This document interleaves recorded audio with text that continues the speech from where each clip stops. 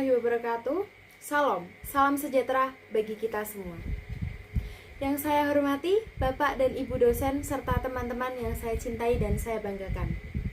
Perkenalkan, saya Najwa Safira Aulia dari UPJJ Kota Semarang, Prodi S1 Ilmu Komunikasi. Pada kesempatan ini melalui video tugas 3, mata kuliah Public Speaking, saya akan menyampaikan video yang berjudul Nilai Pancasila di Era Digital.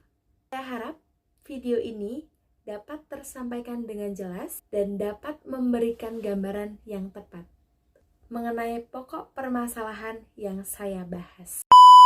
Lebih bangga dan dengan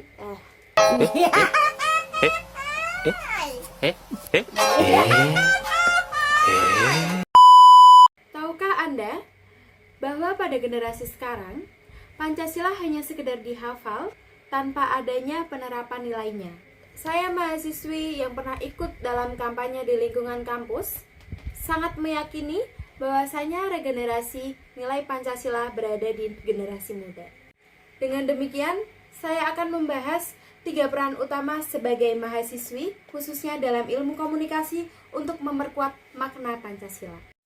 Dengan contoh dan data yang sudah saya siapkan, kita akan membahas isu ini lebih dalam. Dari data BPS di tahun 2022 menunjukkan 65% dari generasi muda dan kurang paham pada penerapan Pancasila di kehidupan nyata. Tapi kita sebagai mahasiswi ilmu komunikasi punya kekuatan untuk mengubah itu melalui kreativitas dan teknologi. Berikut 3 peran utama kita sebagai content creator yang menginspirasi. Yang pertama, buatlah konten media sosial yang menarik mengintegrasikan nilai Pancasila seperti persatuan dalam cerita sehari-hari.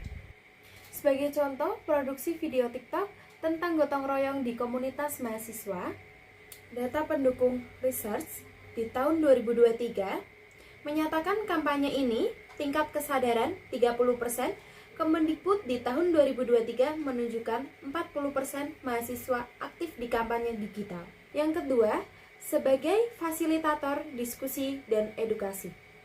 Organisasi, webinar, atau podcast yang membahas Pancasila dalam isu modern, seperti keadilan sosial di dunia kerja.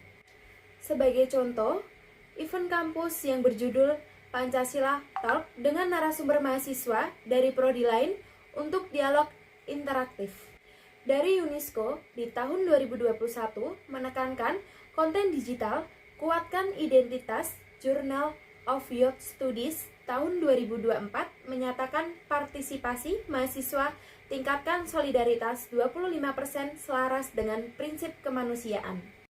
Untuk yang ketiga, sebagai kolaborator dalam proyek sosial. Dengan penjelasan, gabung dengan organisasi mahasiswa untuk proyek yang menerapkan nilai Pancasila seperti kampanye anti-sigma yang mendorong ketuhanan dan persatuan.